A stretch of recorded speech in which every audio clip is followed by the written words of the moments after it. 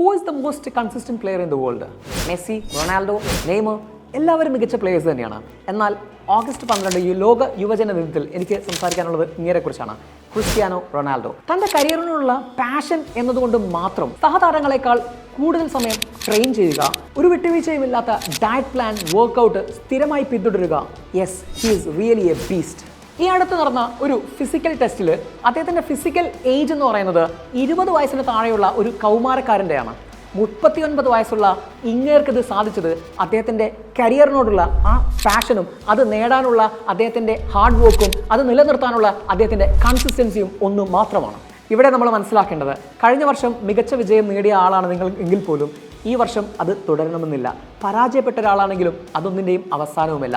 ഒരു daily study routine ഉണ്ടാക്കുക, ഒരു സ്ഥിരമായ പഠനശീലം ഉണ്ടാക്കുക എന്നതാണ് ഒരു ലോങ് ടേം സക്സസ്സിലേക്കുള്ള ഏക മാർഗം.